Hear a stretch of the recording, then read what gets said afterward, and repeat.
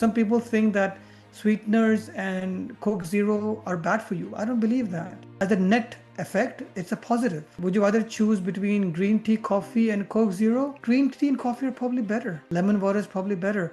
But would you choose between Coke and Coke Zero? I think Coke Zero is much better than Coke. Why? Because Coke's giving you pure sugar, calories, and nothing in return, no satiety. And so when it comes to oils and coconut oil and butter, ghee, and all of these things, these are just highly calorie dense foods.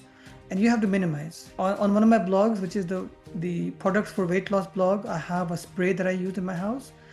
You can just fill it up with oil, and you can spray your olive oil, grapeseed oil, whatever oil you want to use. You spray it, use a non-stick pan, and just use it. We talked about the appeal to nature fallacy.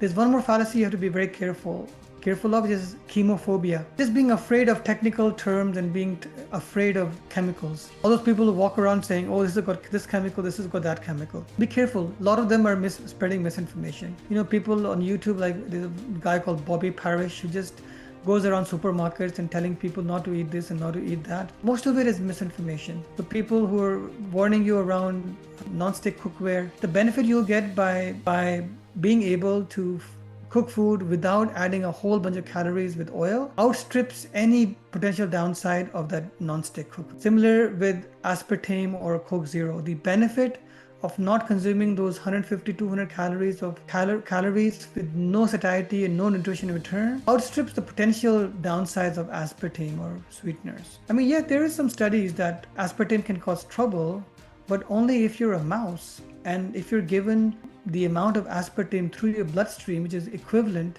to drinking 50 cans of Diet Coke for a prolonged period of time. I mean, at that toxic level, even water is toxic, even air, oxygen is toxic at that level.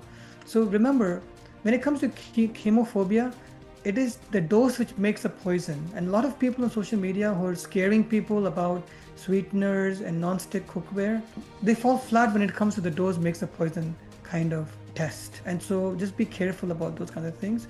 The reason I like to highlight these things is I see people who are cooking their food in pure beef lard and large amounts of butter, considering that to be natural and healthy, and they would prefer to have Coke over Coke Zero, and because they think that's natural. When look at their health is a wreck, right? Those people need to be much more conscious about calories than worrying unnecessarily about aspartame or sweeteners.